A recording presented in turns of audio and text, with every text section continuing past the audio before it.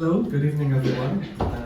Thank you for joining us this evening for a special book launch of Nur Turkmani's debut collection, October, published by Hajar Press.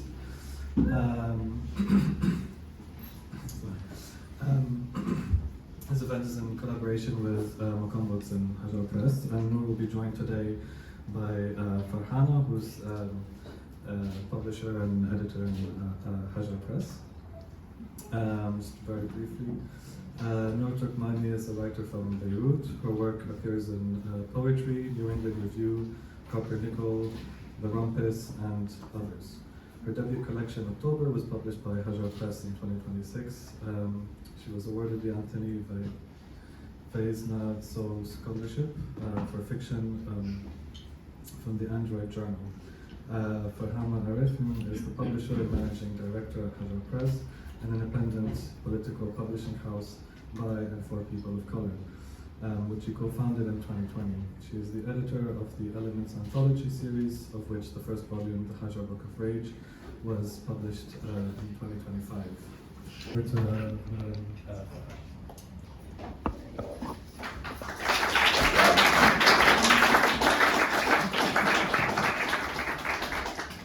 Thank you so much, Saeed. I also just wanted to add something to Nur's brilliant bio, which is kind of new knowledge, which is that October was shortlisted and is currently shortlisted for the 2026 Hajar Prize for Best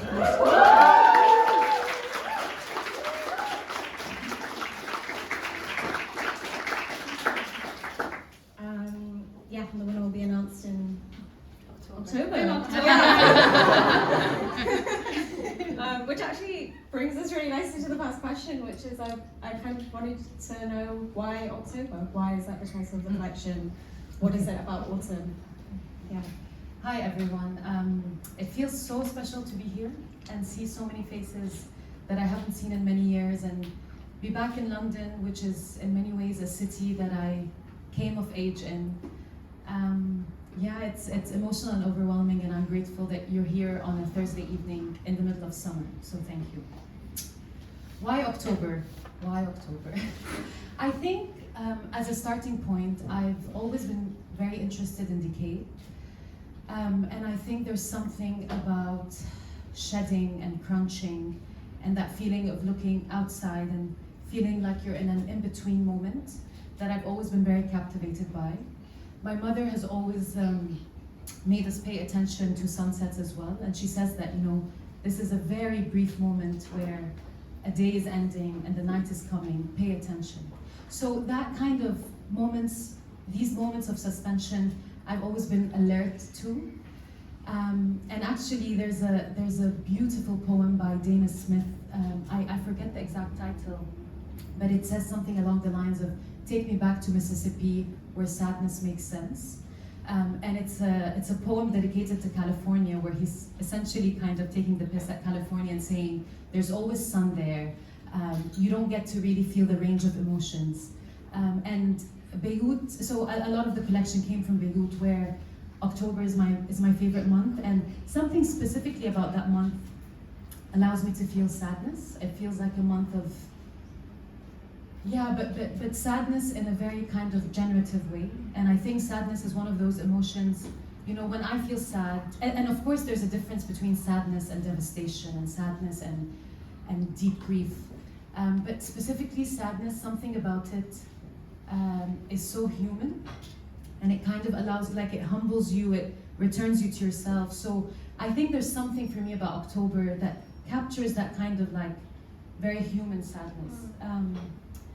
Yeah, so I think these things were all percolating in my mind, but there's also a very political kind of understanding to October in Lebanon, and of course these things were not all very conscious. They all happened at a later stage when I was thinking of what have I been writing for the past 5, if not 10 years actually, and yeah, a lot of these poems actually came during a very particular moment in Lebanon's history, in October 2019. So I think for a lot of people familiar with Lebanon, October 2019 was it was a revolutionary moment for us, at least revolutionary in terms of our imagination.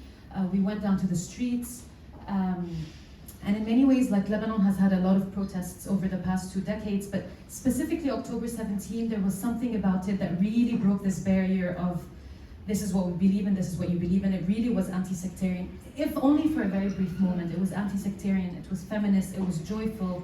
We were dancing, we were made fun of our dancing, and it's also really nice seeing some faces of people I was in the streets with in October. So I think in that moment in October, I was thinking a lot of the value of writing.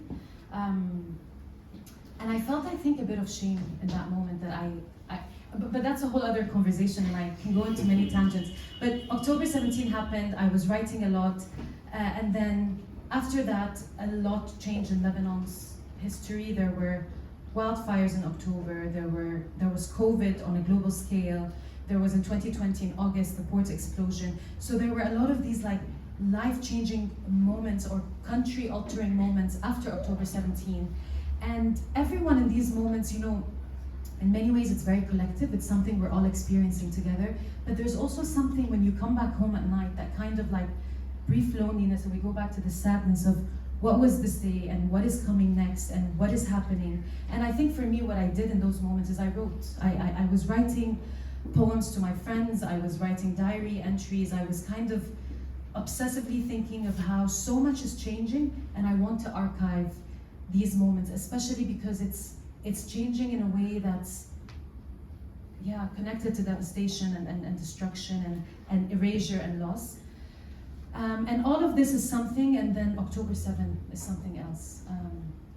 And I think October 7 really shifted everything. Like there's a before and after, and there's an inability to go back to the before, and I think we shouldn't. So I think that moment where October 7 came, and I think shattered everything and made us really question language and how violent language is and how incapable it is of actually describing the atrocities of what Israel was doing in Gaza.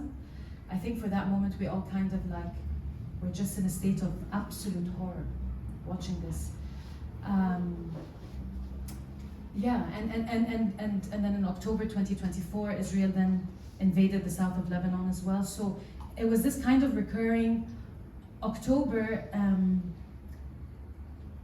it became like this kind of condition, almost like a political, psychological condition of just waiting for decisions that really affect your life to be made by atrocious men and by systems that you have no agency over. And it was like really just a loss of agency.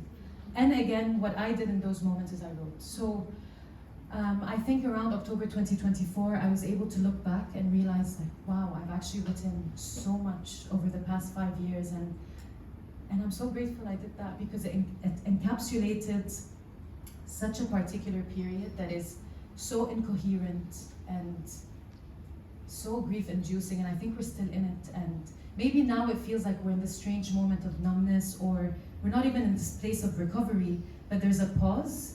And I'm able to kind of look back at what I've written, and that is a very long answer to why October, but And there's more that you could say too. Yeah. So I'm like, no colors. I'm wondering, I mean, I could go on to another question, but I'm wondering if now is a nice time to maybe read a poem? Yeah, let's do that. I think I'll read the first poem in the collection.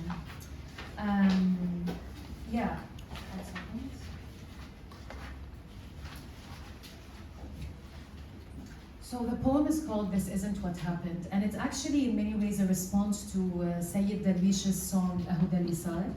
For those who don't know, Sayyid Darwish was a very revolutionary Egyptian composer who was writing at the beginning of the 20th century and kind of introduced this popular genre of Egyptian music, and was wonderfully humorous, and also, just like his compositions are so powerful and they remain with us. And someone very dear to me, Rami, would drive me from Beirut to Tripoli and back, and we would listen to the song on repeat, Ahud al-Isar. So it kind of became this like background. And this song, I think, is a response to the kind of silly hopefulness that we had in those years. Do you want to maybe just say what Ahud means? Oh yes, Ahud al means this is what happened. And this poem is called This Isn't What Happened. This isn't what happened. Remember that one song? We listened on repeat. Back then, we'd flee one city to another like addicts. We wanted to delay the inevitable. Couldn't tell fear from hunger, purple from blue. That night by the sea, we were so nauseous. It was easier to laugh than to sleep. Yes, I still can't drive. Yes, the same thought still seize me like a cough. For instance, how everyone I love is so real. For instance, that dream you had in February, the one where our cities line up like coffins, the eye-shaped clouds, the trees, that last shot of Araq before we left, and most of all, how we have no say. Our history still isn't ours. No one prepares for the dark, but once it arrives, it turns into a corridor. Darkness walks everyone through. Remember my theory? Every Arabic song is about betrayal. You found it silly then, asked me to expand. Well, I still wish I could sing. I still wish I had long legs. I'd walk all the way to your house with a single flower. You who said, remember, you're not your country, and I who continue to believe you.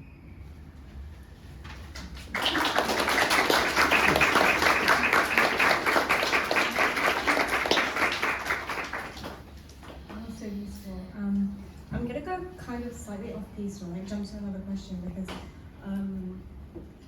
I kind of want to talk about relationality in your work, partly from that poem, but also because you were talking about your mom and your mom telling you to pay attention to the sunset and your friend Rami driving you, and I think there's so much relationality in this collection, and there are so many moments where, as you did in this poem, where you're talking directly to us, and you're saying listen, you're saying look, and you're like, I'm telling you, and there's always a you in all of your poems, and sometimes it's also just relationships with your friends and the other people who are appearing in the poems. But so much of the time, and I think a lot of us interrogate this a lot, and I'm sure lots of people here don't believe this, but so much of the time poetry is seen as so solitary. It's seen as like the artist's genius in their room just writing alone or whatever. And that's not what this is at all. It feels like you're trying to reach towards us, and also so much of the time you're reaching to other writers and other poets and artists and musicians and involving them in your conversations as well. So I wondered how relationality appears in the poetry. It's so funny because just yesterday I was having dinner with one of my dearest people, Selma, who's in the room with us, and I had like a moment of an existential crisis because I realized, like, we were having a conversation, I realized, which maybe is a very cliche thing to say, but I really don't understand myself outside the context of others. Like, so much of how I make meaning of my thoughts and my feelings is through conversations with people. And I also think there's something so beautiful about how, if I'm speaking to my brother or I'm speaking to my partner, my voice will change, my humor will change. Like, if I went through something and I'm sharing it with them, they will both have very different responses. And I think I find that like just so exciting and invigorating because it's constantly telling me something both about myself, but also this kind of reminder that there's no neutrality in the self, and there's no like this, this process. Because I think so much, we probably all relate with this, but so much of conversations today is about going into yourself and like understanding and this kind of pursuit of solitude, which I think is very necessary and is something that I'm learning to do. But I also think it's a myth. Like, I think in so many ways, this idea of like a contained self is, we're very fragmented, and so the people in my life kind of hold these fragments for me, and I think these poems allow me to put them together and like hold them, and I can't imagine writing them like really, and it's so funny you pick up on this because every time I read a poem, a face comes to me or several faces, you know, and I think it's just, yeah, it's just a function of who I am and what interests me a lot. I'm just so interested in people. So I think that's definitely one part of it. And I also think on a more craft level, something about like whispering or dedicating or speaking directly to someone is so calming. I'm sorry. Am I clear, by the way? Can everyone hear me fine? Okay. I thought someone was telling me louder. Yeah, so I think also this kind, on a craft level, this feeling, like for me, a poem is a whisper. And I think we spoke about this in Lisbon briefly, but I really like how, you know, when two lovers are speaking to one another, they often tend to whisper, even if there's no one in the room. And there's something about that that's so tender. And I think when I'm writing my poems, it feels like I'm kind of in that place of like, yeah, gentle humility. And that sounds very wonky, like, oh, gentle humility, but in no way. No, more like, yeah, I'm in that quiet space of like whispering to a dear person. Yeah, so both on a craft level, it feels for me very meaningful, but also on a very like human level, there's an inevitability that a lot of people will come into my poems. Yeah. There's such an intimacy there. Yeah. Yeah, and there's a beautiful bit right at the ends of your acknowledgements where you say that, you know, I can only view these poems as being co-created with my own poems, which also kind of, it means that you're not just speaking to, but they're also like like they're literally authoring poems with you because it's only in that relationship that the message or what you want to say can emerge, right? Yeah, I guess to kind of circle back to what you were talking about in terms of everything that October holds for all of us, but in Lebanon specifically, I think that one thing that really struck me in the poems is that, I mean, you're talking about this kind of like quite unbearable level of grief, right? But and you definitely do go there in the poems, like you're not holding back. But for me, it doesn't feel like it's a collection that's just filled with grief. It doesn't feel like it's a collection that made me sad. I mean, it let me be in sadness, but it didn't make me despair. Like it was not a despairing collection. And so I think what really seems to kind of capture or define the collection to me was much more love and kind of this eros kind of, you know, that seems to just be all the way through the collection. And I feel like there's so many points where it's just about the love of each other and the love of doing things and the love of home and the love of being alive, like quite literally, you know. It's just kind of like this is what I love and I just want to say it, you know. And I love you as well, you know. And it's just so filled with this kind of like desire and love and warmth and kind of, I think the reason I choose the word eros is because it also feels like it's directed, it's going somewhere, you know. It's not like we're just gonna wallow in something. It's like, no, this is what we have to do, this is what we have to fight, this is fight for, like, you know. And it really left me kind of feeling like, oh, there are so many reasons to be alive, you know.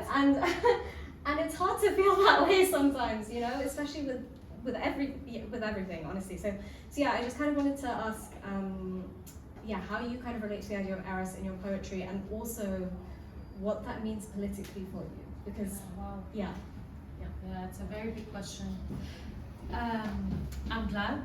I think, yeah, again, like when you're writing a lot of these poems, you're not really thinking of what you're doing, but just hearing you say like these poems make you want to stay alive. I think if there's anything I would want to do with my poetry, it's to remind myself actually, and to remind others that it's such a wonderful, I mean, it's also very difficult, but it's such a wonderful thing to be alive. And I think that kind of tension between naming and kind of writing towards love, but also acknowledging that there's a flip side, like there's a lot of violence. And because I think like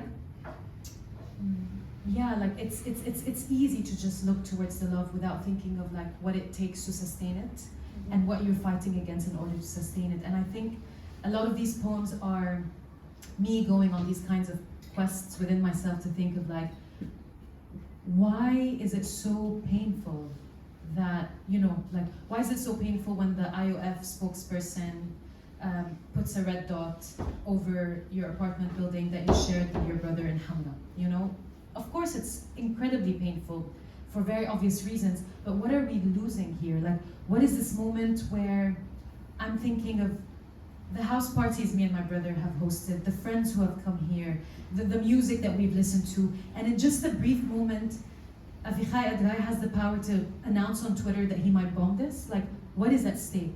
So I think that question for me of what's at stake is really central to this collection. And there's a sentence actually for Philip Larkin, who is a very famous poet, and it's called the Arundel Tomb. I'm probably mispronouncing it. I mispronounce a lot because a lot of the English words I discovered through reading and not necessarily through conversation.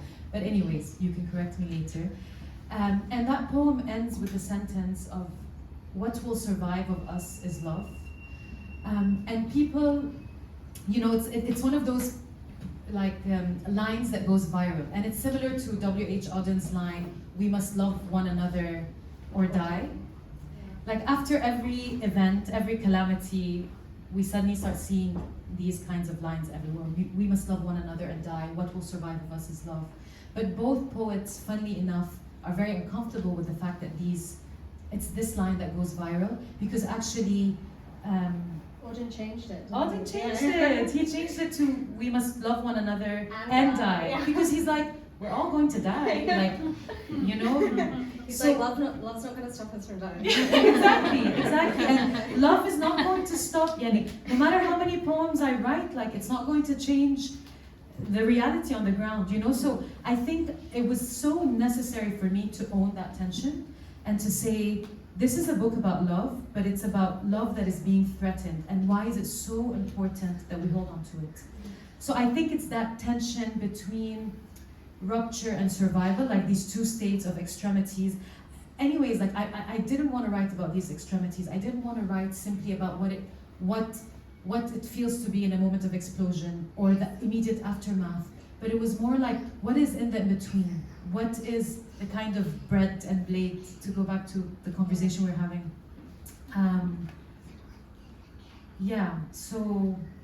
I think that's my answer for now. Maybe. Would you maybe read that poem, the Hamra one? Yes.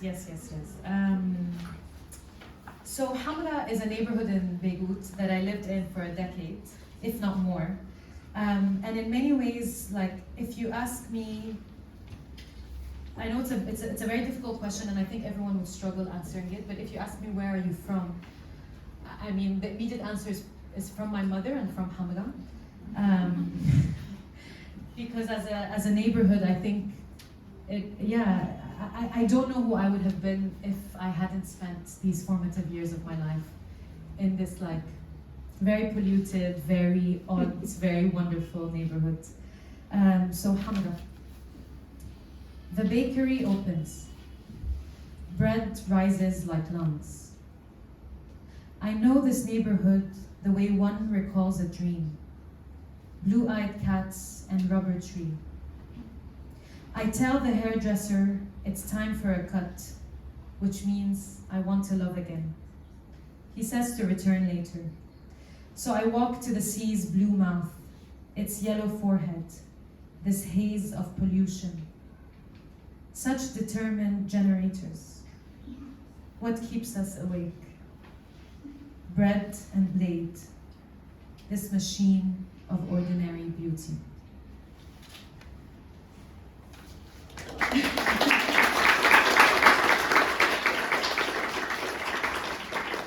Does it feel different reading that poem after It does. I looked at Shivani because I think you made the comment about the generators. So again, anyone who lives in Beirut knows there are generators because of the fuel crisis and the power crisis, and it's the soundscape we wake up to every day, like the sound of our generators, but also the sound of Israeli drones, and it's really not a wonderful sound to be listening to.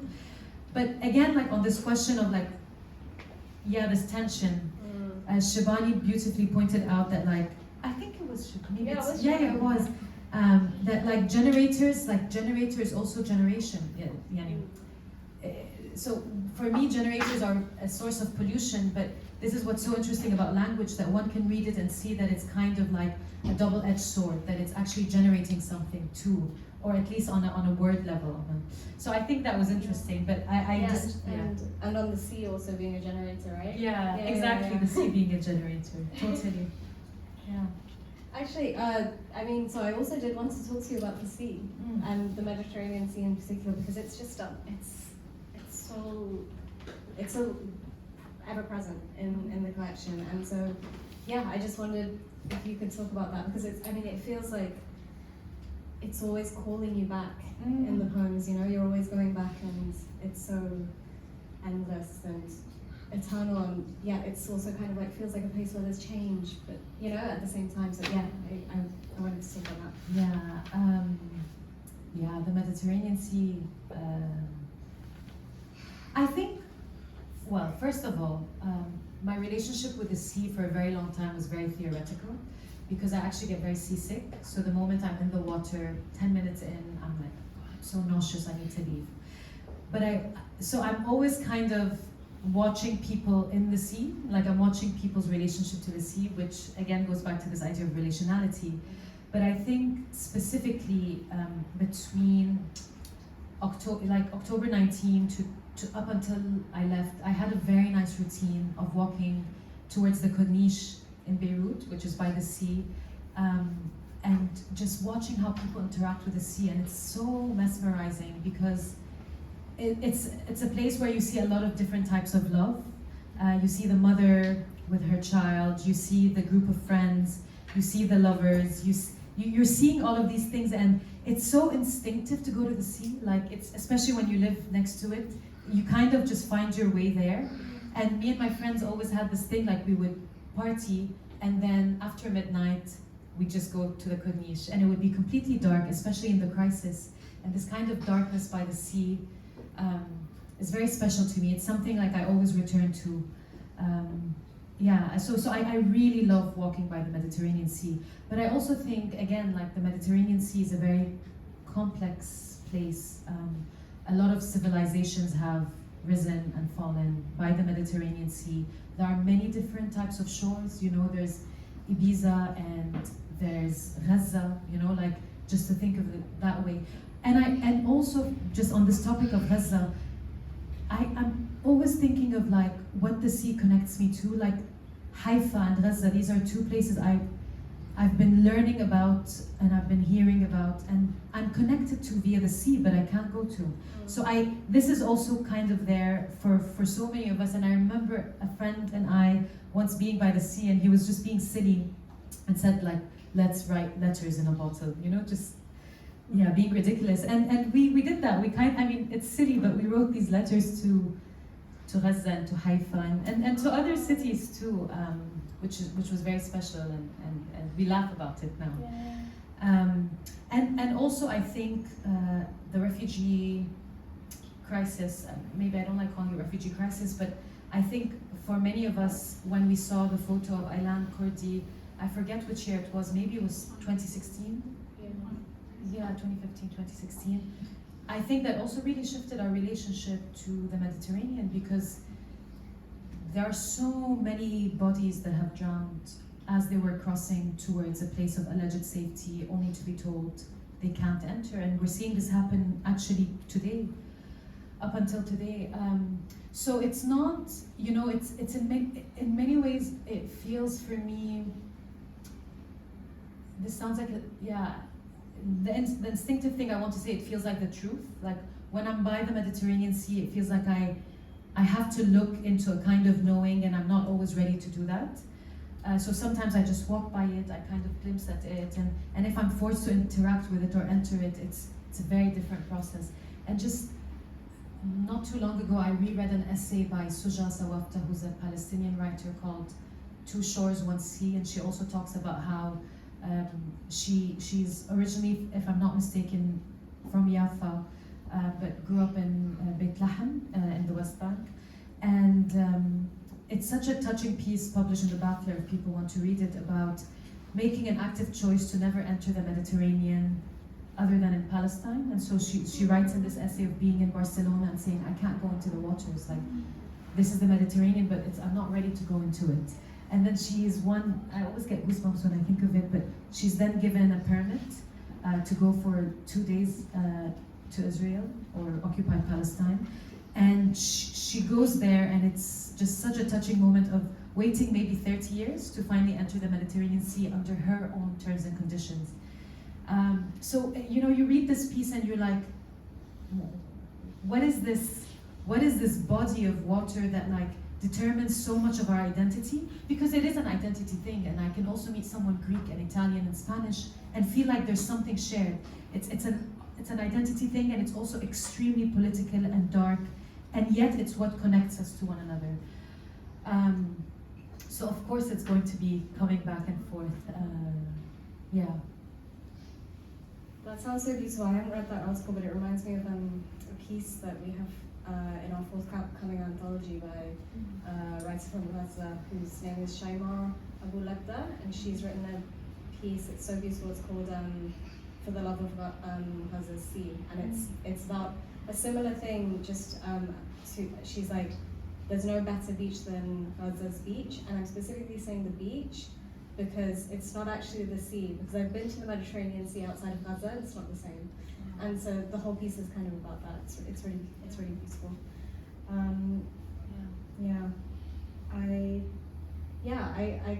don't know if maybe it would be a nice time to talk about craft and about metaphor, because of the kind of carrying back and forth, and we're talking about back and forth, and you have this beautiful thing in beautiful way of describing it in your author's note, where you go back to the kind of Greek origin of the word metaphor as being something that carries something across. Yeah.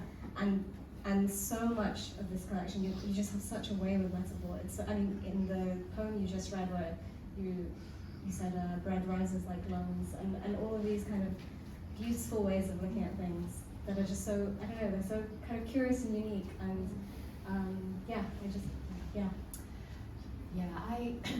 I had a very interesting conversation with a friend about metaphor, and a friend of mine is, especially after October 7, is anti-metaphor. She thinks like we shouldn't liken one thing to another, like we should just say things as they are. And Solmaz Sharif, who's if I'm not mistaken, Iranian poet, wrote a collection of poems and went back and crossed out every single like or as that exists in her collection, because she said, I don't want there to be any likening. But I think for me, I find metaphor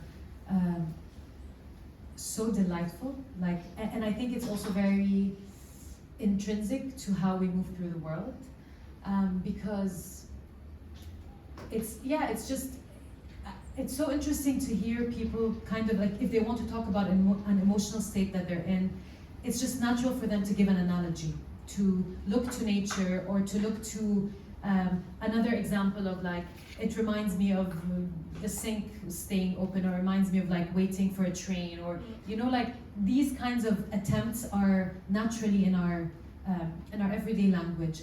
But I also think like when you spend a lot of time with metaphor, and Ocean Vuong speaks so wonderfully about this, but there's something about it that's so generative, because what you're doing is you're attempting to understand an experience by likening it to another, and in doing so it gives a new meaning, that kind of process of likening in order to reach a moment of surprise is so interesting to me. And some of my favorite things have been, one of my favorite things to do is to read a metaphor and then begin seeing it everywhere. And Ocean Vuong specifically talks about Isaac Babel, who's a short story writer, describing a sunset as a beheading. And when you read such a sentence, every sunset becomes in some sense a beheading, or at least you're trying to understand why. Like then you enter this poem or you enter this novel with a sense of like terror, fear. It gives you a new lens with which to engage with the world.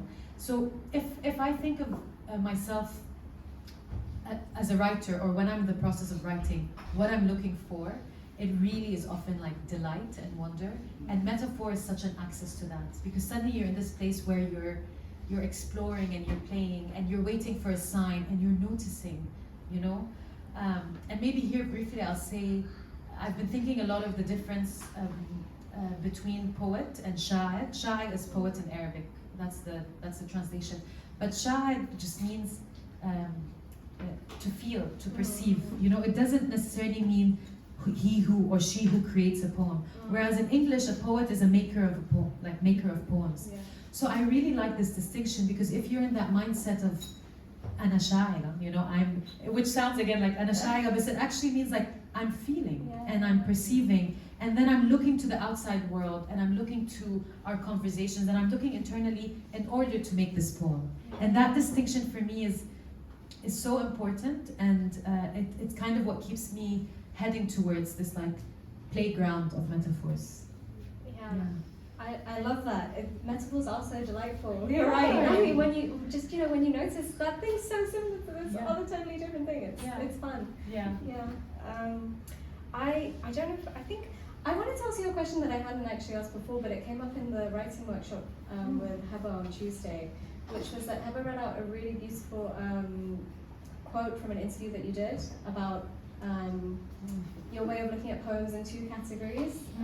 I don't have the quote specifically, but you said some poems are like maps and some poems are like locations. Yeah. Would you be able to talk about that? Yeah. Sorry for not you. Not at all. Not at all. It's just so funny as well when sometimes you're like, I wrote that. I don't remember being this deep.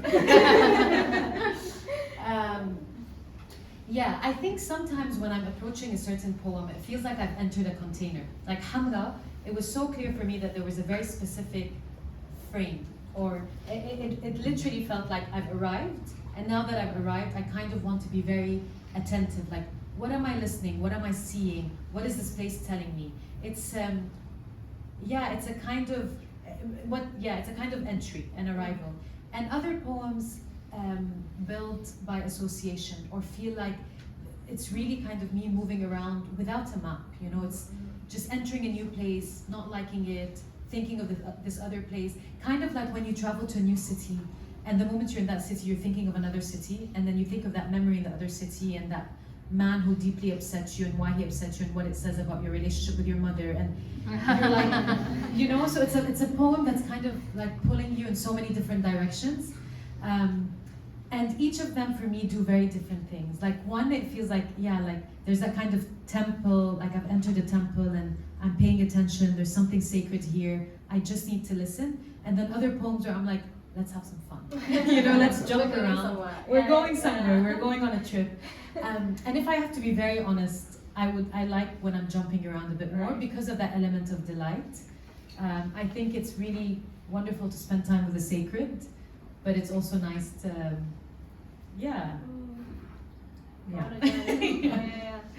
to go on an adventure or two. I can read a poem I was actually. going to say, do you want to read a few? Yes. Maybe I'll read a poem called Desire, one of the earliest poems in the collection that really encapsulates like this feeling of movement and the sense of like going into a night and having no idea where it's going to take you, but trusting the conspiratorial mind of the night. Desire.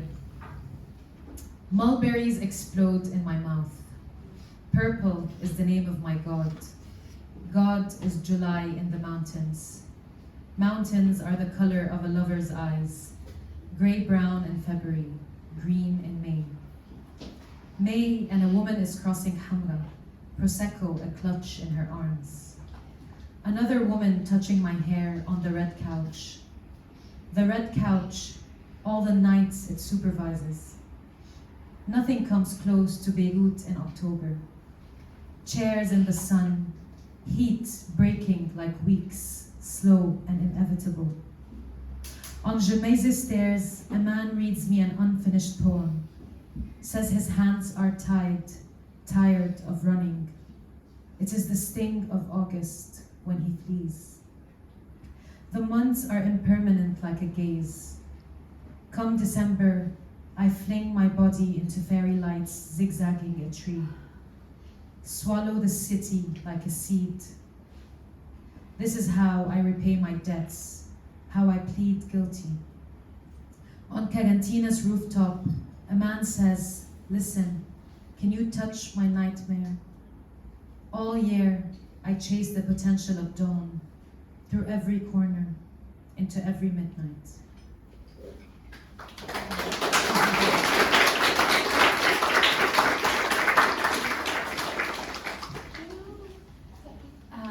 Just on that note of insisting on joy, I'll read another poem called To Insist on Joy, which are kind of, they have the same temperature in a way.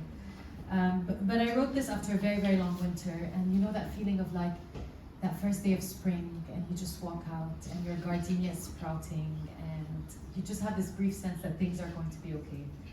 So this poem is called To Insist on Joy. But very briefly, I read a beautiful quote today by Ross Gay, which says, joy is happiness informed by grief, which I think is so powerful, because joy is not pleasure, right? Like, something about joy is very embodied, and also not just looking towards the light. It's that, again, that tension between knowing there's a light to walk towards too, but there's grief involved in that. To insist on joy. Today my steps are finally light, and the pale afternoon is a breath.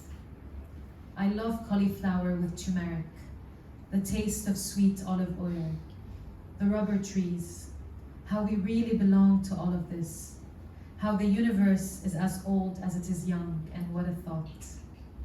I send you a long voice note about how so much has changed. Nothing I say will be new, and still, I think, I know, you will listen. Anyways, you can't see the waves from here, but they remind me of that day, the last time we stood close. What generous sun. To have lived is to have seen, and come to think of it, we haven't seen much. I call my mother, and my mother calls my brothers, and my father is such a good man. The gardenia sprouts after I'd given up on it. The grass shoots like stars in too many directions at once. Look, there. I am stopping to lie in this patch they haven't stolen yet. Even tragedy has a shape, can be uprooted. The sea is breaking again and again, like our hearts. Nothing dies. Smell this yellow flower, so little here. The poems weren't lying. It's true. It's true. It's true. It's true.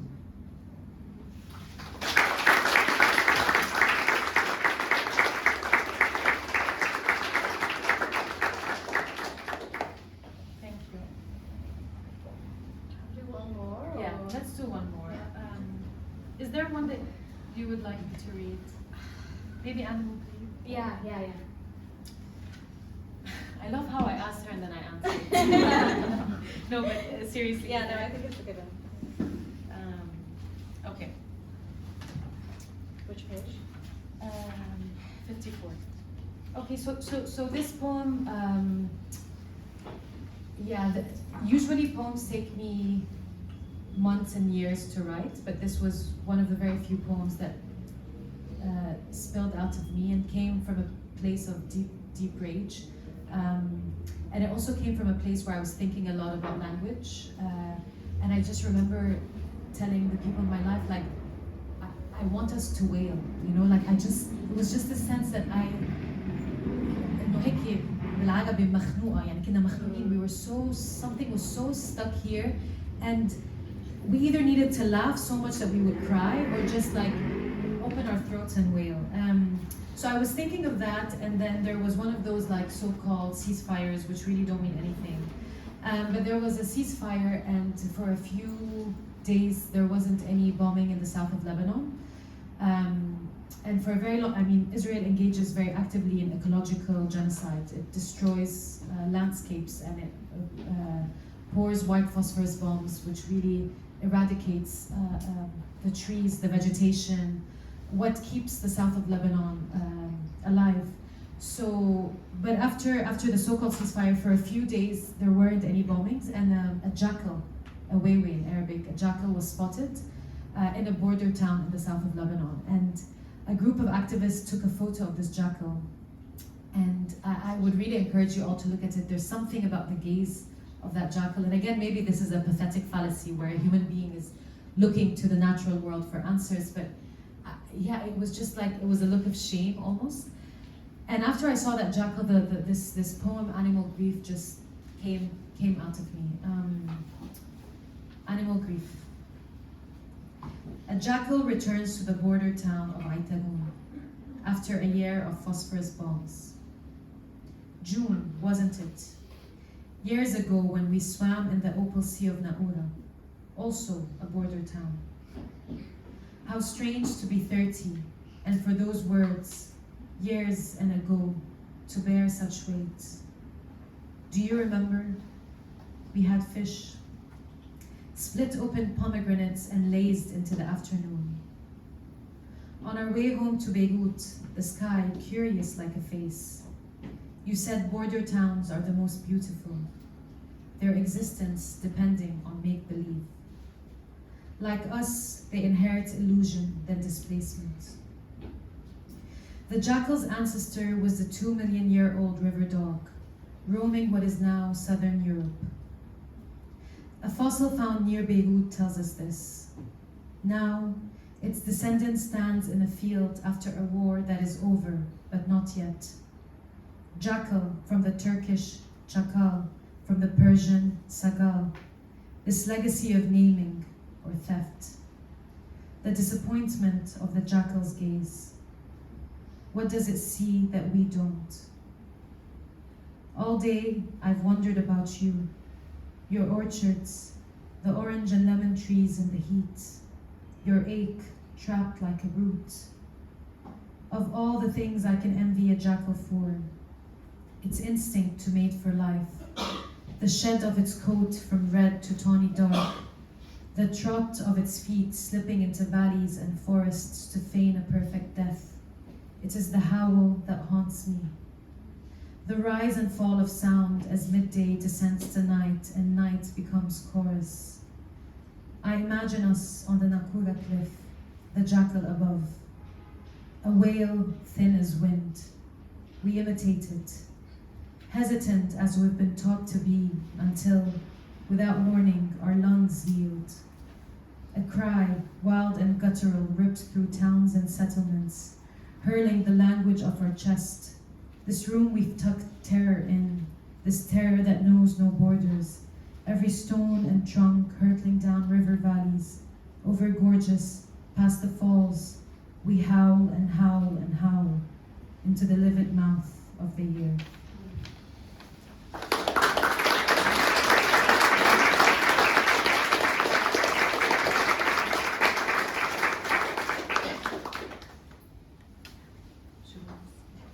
I'm going to ask just one more question, and I want to give everyone a chance for questions as well. So, or maybe it'll be 2 questions. Yeah, so you're also a short story writer, and you're currently writing short stories. And so I guess part one of the question is, how do you find the difference between those forms, short stories and poems? And then the second question is just if there's anything in this collection that you think people don't usually notice, or something that you're not usually asked about that you think is special about it. Yeah, thank you for asking me about short stories and poems. I actually think they come from very different places for me.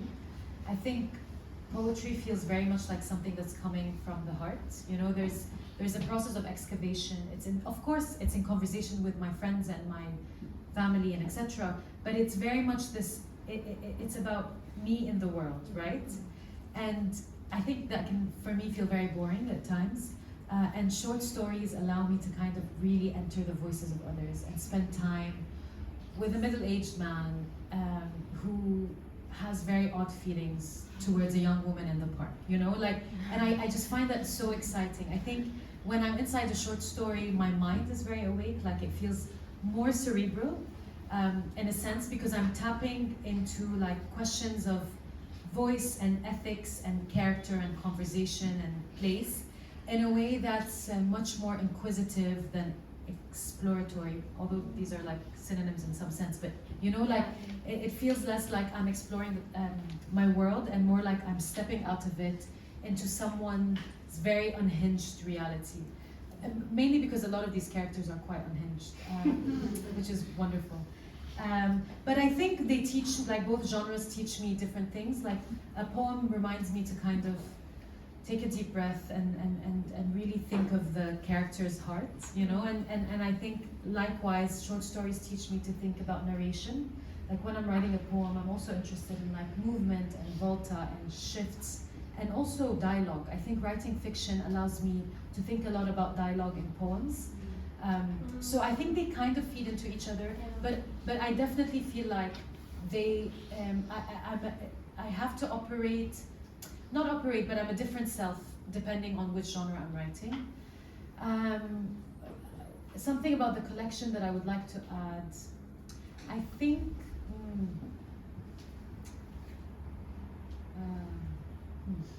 I think in many ways October feels like a coming of age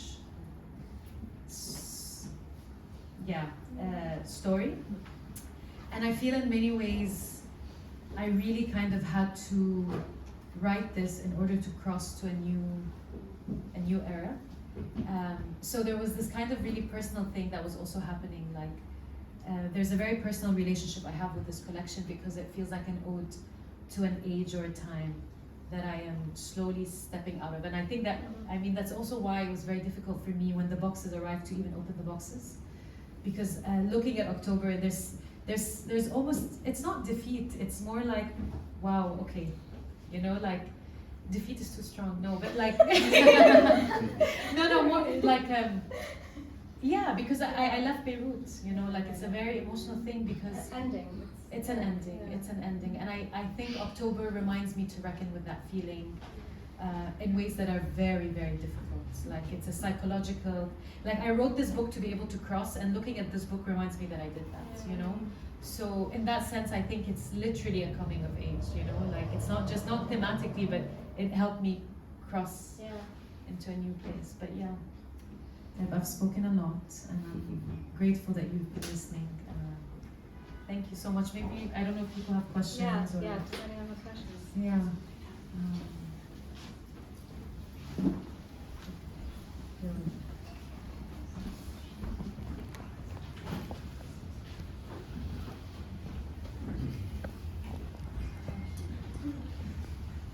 First of all, thank you so much for those beautiful poems. It's been a privilege to listen to your poetry the last 10 years. I think I speak for everybody here and say that was an incredible collection that we just had a snippet of. I think your publisher picked up on something incredible, which is that a lot of your poetry is leaning into the delight, leaning into the joy, leaning into the excitement, and your ability to not just spot love, but potential of love, as you have, and this one is a product of that potential of love. Nur introduced me to my husband. It is a literal product. So I didn't agree with that, but I thought we could, you know, make exceptions if you will. My favorite attendee is Haya today. My question was about the poems that you don't share. So the poems that aren't necessarily about the delight and the joy, which I know also have a flip side, and you spoke about that. But the poems that are too painful to share, that you're not ready to share, and do you at some point? Do you think you will, or are there some poems that you just lock up and no one's allowed to read them? That's my question.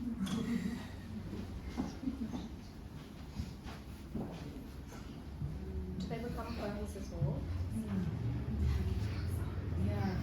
Yuman, thank you for the beautiful question. And also, Yuman and I were writing poems in London 10 years ago. And like we had this like poetry night where we would write poems and read them to each other. And so it's so wonderful to have Yuman here. It's a really, really good question. And I think craft comes into this because many of these poems, the earlier versions of them, come from an uncertainty or a feeling of pain or a shadow self or something that I haven't fully developed that I'm working through. So there are definitely these drafts that exist, and honestly there were like maybe 100 poems that I had to then kind of sift through and think of what belongs in this collection. So inevitably a lot weren't included. But I feel, and maybe I need to think about this a bit more, but the moment I take the raw draft and then I spend time with it and think of it as a poem. It's no longer just, it's kind of evacuated the place of my pain and entered this place of like craft almost. So suddenly I've entered this place where I'm thinking, okay, this poem that is just about a specific grief or an interaction or something that haunts me that my grandmother said, it's not standing on its own as a poem. It doesn't have its feet because it's really just based on a psychological excavation. And the moment I enter this realm where I'm thinking, when or how does it become a poem? It's no longer just about my feeling, right? It suddenly is about language and image and movement and music too, because a lot of these are responding to songs. So I think what happens to these poems is they stay in my journal and I get to go back to them and I get to think of what is haunting me or what has been too painful to like turn into a story. But then the poet in me tends to think a lot about what to do with the rawness and maybe like maybe there are probably two poems. One is called literally October 7, 2024, that is just a fragment and it's probably the only very raw, untouched poem in this collection that I felt like I didn't want to do anything with. I just wanted it to stand in that rawness. That's thank you. What a hypnotic hour and a half I've had the privilege to listen to, and I'm so excited to get my hands on that. I didn't realise you pre-ordered. Now I'm like so excited to read the rest.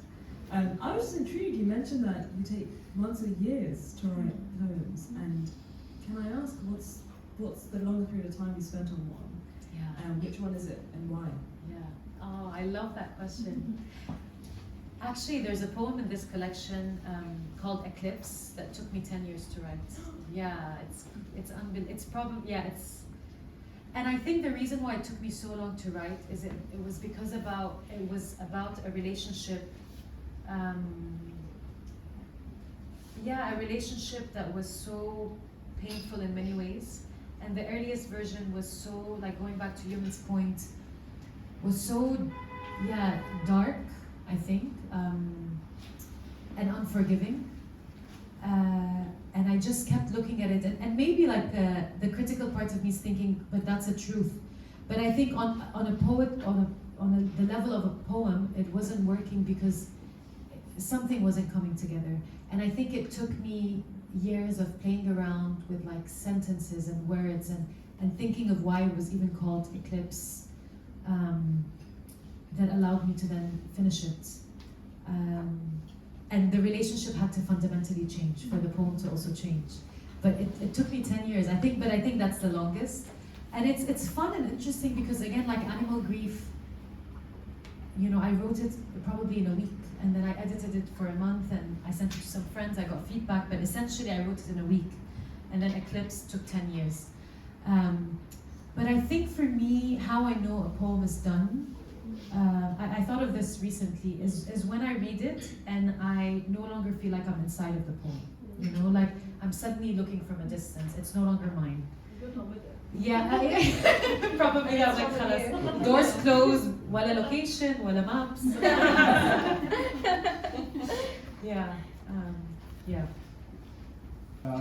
I just wanted to ask maybe if you could elaborate a little bit more on this idea of decay, which is something that you started the entire conversation with. Decay? Yeah.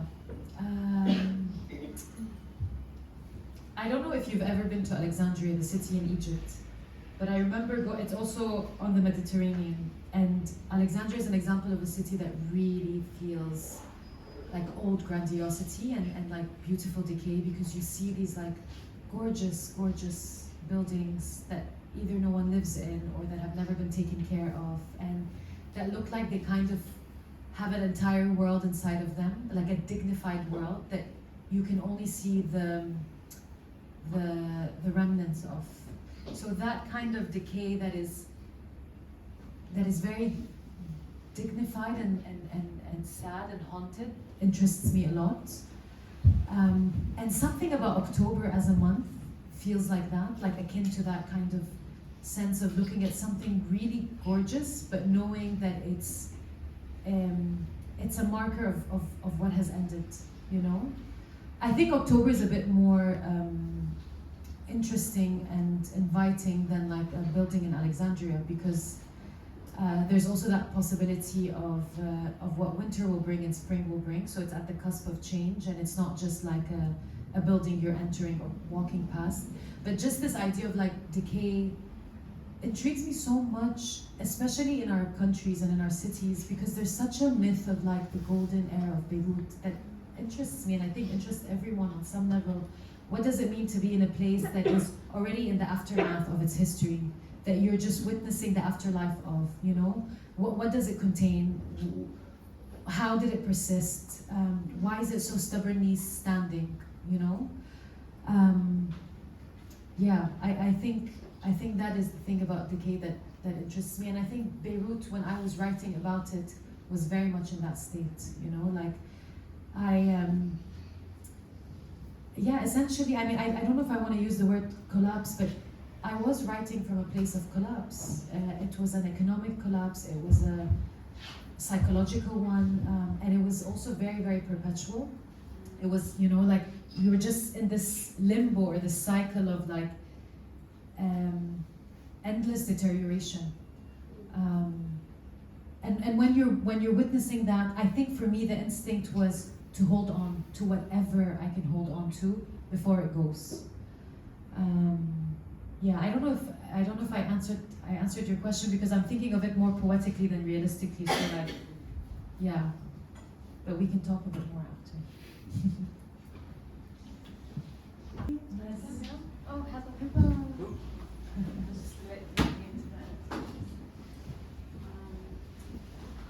First, I'm so happy for the world to be introduced to you through this book. It's incredible. It's a really wonderful collection of poems, so thank you.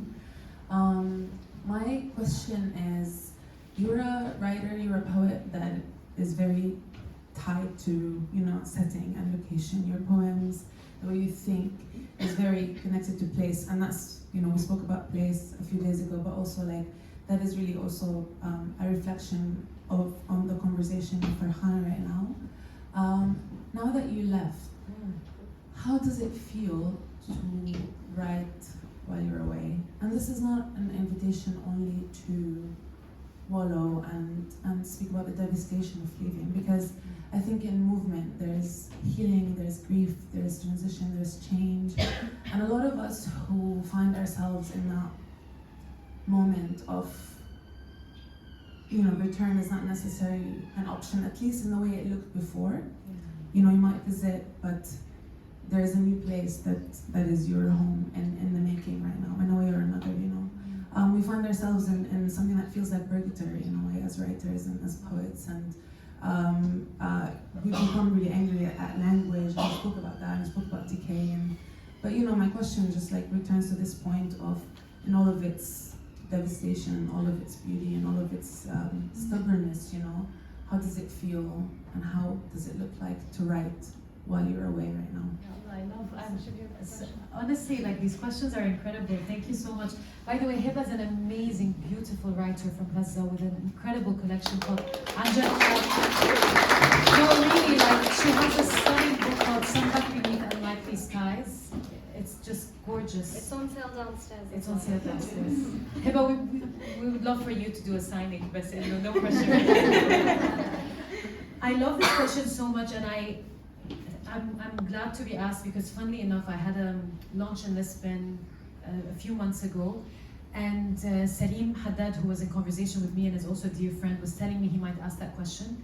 And the moment he said he might ask that question, I started sobbing, and I was like, don't ask me that question. So it's nice to know that like I can think about this question and answer it.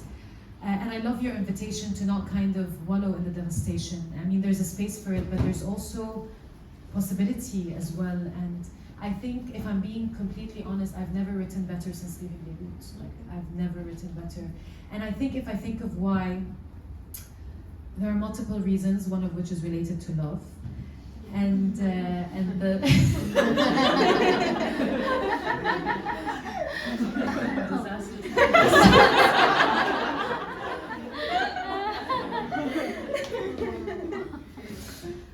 to learn We're the here things I for can it. say. I need to learn what I can say. That's okay. So that kind of safety, but also I think when I was in Beirut, the level of pollution on a very real level, like the air pollution, the drone pollution,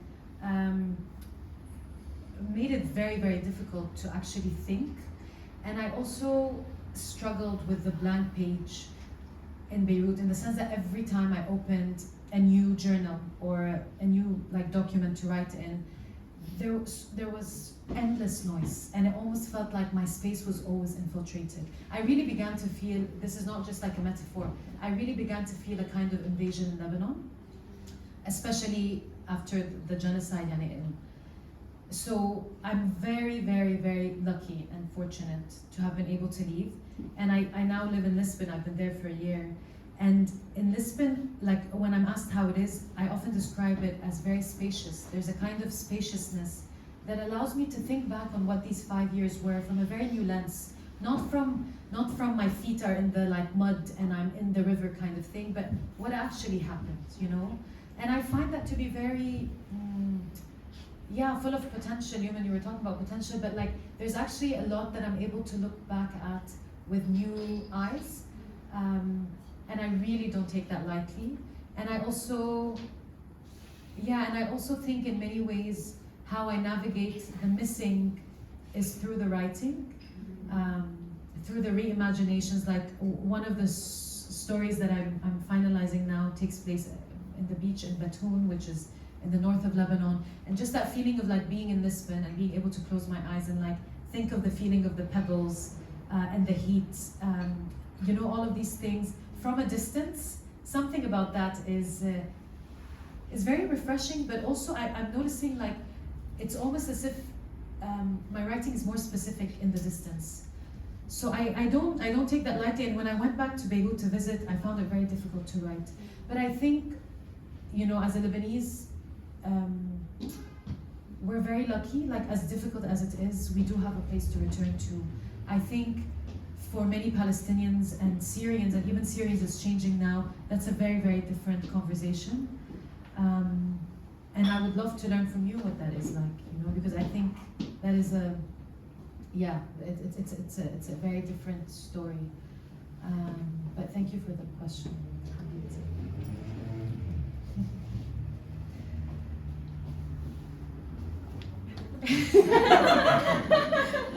Guys, thank you so very much. And this was beautiful, and I felt it all. Thank you.